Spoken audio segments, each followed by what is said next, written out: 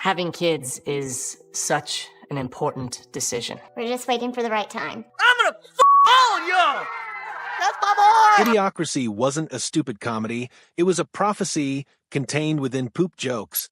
Beyond the stupidity, there existed genuine panic, and beyond the humor, a chilling admonition. The movie was weird, sloppy, and frequently muddled, but decades down the line, it was one of the most uncomfortably prescient works of satire ever stumbled upon by Hollywood. The road to the creation of it was marred by conflicts, studio sabotage, creative concessions, and a title switch that almost killed the project. Terry Crews fought merely to appear on screen. Maya Rudolph's real-life journey was playing out in tandem with her on-screen one.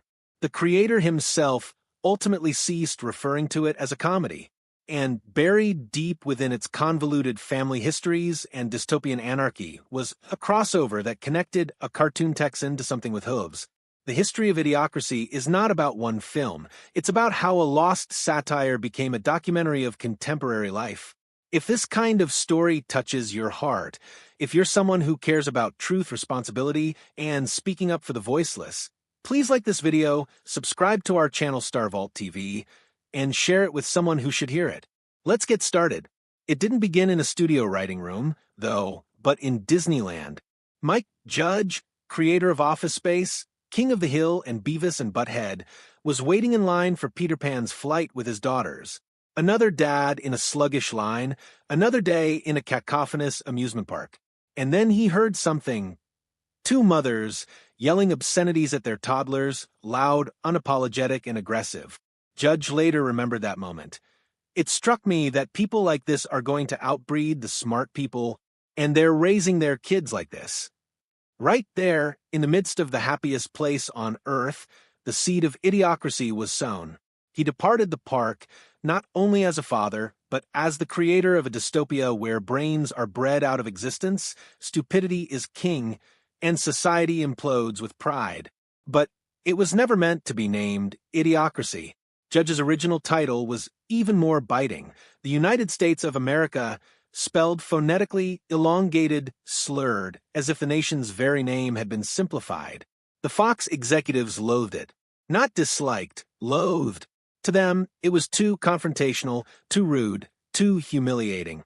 They feared audiences would interpret it as unpatriotic, that critics would deem it anti-American. Judge battled to keep it, but he was outvoted. Weeks of argument produced the compromised title Idiocracy. Even that created tension within the studio.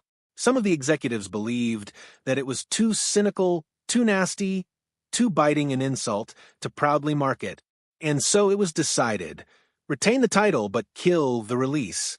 When finally the film was complete, Fox accorded it the most lackadaisical rollout conceivable. No trailer, no posters, no press tour. Theaters were not even properly provided with material.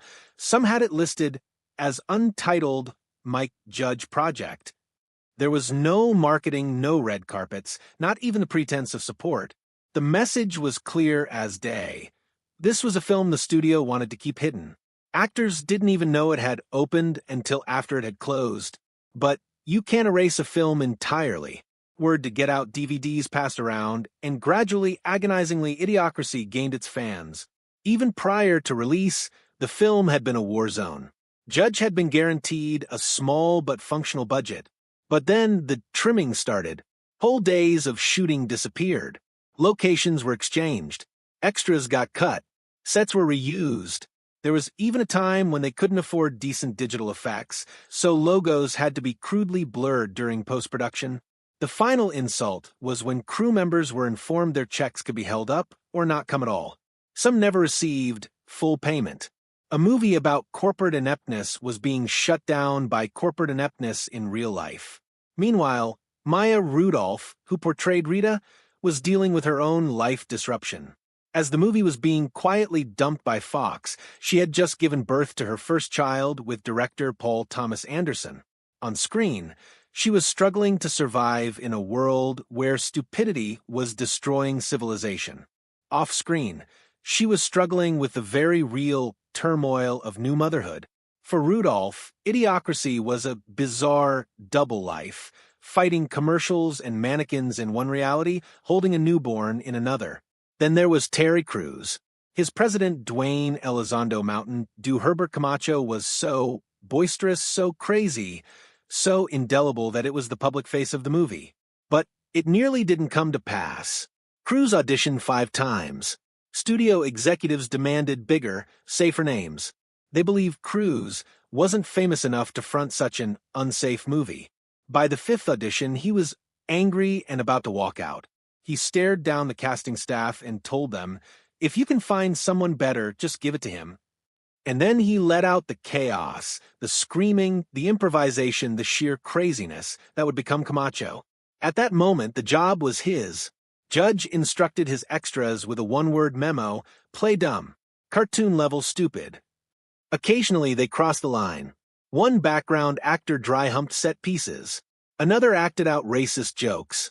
Judge cut those shots, not because they were unfunny, but because they entered cruelty. His future world needed to be ridiculous, not mean-spirited. Even in satire, stupidity had its limits. Some of the satire, however, came disturbingly close to home. Civilization did not end in war or zombies. It ended in a pile of garbage. Ridiculous as it may seem, Judge took the concept straight from actual accounts of America's garbage epidemic. The dump became de facto in Idiocracy, a culture too apathetic to recycle, buried under the weight of their own waste. And then came the Crocs. When the art department required futuristic shoes, they discovered the most repulsive shoes possible, rubber prototypes called Crocs. Judge considered them so awful nobody would ever wear them in real life. A few years passed, and Crocs went crazy in global fashion. What had been done in jest became prophecy. The satire was carried over to brands. Starbucks, Costco, Carl's Jr., Judge ridiculed them all. He anticipated lawsuits. But Fox's attorneys discovered a loophole. If all brands were satirized, no one could accuse them of unfair targeting. So Judge went whole hog. The upshot was a future where corporations were not only powerful, they were governments. And the one brand that was left untouched, unvarnished, basically unmocked was Fox News. Judge did not even spoof it. He just left it alone because in a dumbed-down future, Fox News already fit. Television in Idiocracy was symbolized by "ow, my balls," in which a man was repeatedly struck in the crotch. Judge believed he'd come up with the most stupid show ever. But within a decade, viewers were tuning into Jackass, America's funniest home videos and YouTube failure compilations. Reality had caught up. The warnings accumulated. A corporate-run society. Pain as entertainment-obsessed culture. A leader more spectacle than president. And yet, Fox killed the movie because they believed that it was too smart, too witty, too edgy. It grossed less than $500,000 in theaters, but on DVD it detonated. College dormitories, midnight shows, online forums. It became scripture to a generation that understood Judge hadn't created a comedy. He'd created a prophecy. And as the years went on, Judge himself acknowledged the same. He ceased referring to Idiocracy as a comedy and began referring to it as a documentary. Politicians plunged into spectacle. Social media made entertainment into noise. Corporations became unassailable empires. The most idiotic content was watched the most. Judge had not foretold the future. Reality had simply completed the picture. Fans wanted more. In 2016, Judge and Crews proposed the return of Camacho, adds appearances, full gear in an election year. But Fox didn't follow through. The joke was too real. Camacho wasn't parody anymore. He was a mirror. Even the movie's fictional products spilled over into real life. Brondo, the glowing sports drink that had what plants crave, was made into an actual product. For a short while, you could actually purchase bottles of the ridiculous gag. The line between satire and the real world grew even thinner. And Mike Judge once again recycled old faces. David Herman, Stephen Root, and others from Office Space showed up in Idiocracy, echoes of his previous work. The essence of Office Space, office despair, systemic breakdown, had merely transmuted into something more dumbed down, louder, and nastier. Judge had also taken cues from the Marching Morons, a 1951 science fiction short story about a future where intelligence is in decline as the intelligent cease reproducing. When he first read it, it read less like story and more like warning. 3 decades later, he reworked it into Idiocracy. It wasn't prediction, he contended. It was merely holding up a mirror to society that was already well on its way. And then there was the hidden detail, the disturbing genealogy chart at the start of the movie showing how stupidity outbred everything else. Pause it long enough, and you'll find a surprise. Hank Hill from King of the Hill. And a goat. Judge had quietly merged his entire comedic universe into Idiocracy.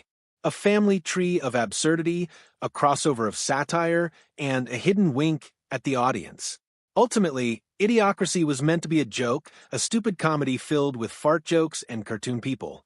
But time worked its magic. Crocs became actuality. Ow, my balls took over the internets. Spectacle became more important than ability. Dumb began to triumph. A film Fox attempted to suppress became the prediction of an era. Judge captured it best. It didn't foresee the future. It merely foretold the one we laughed at, and then went quietly on to become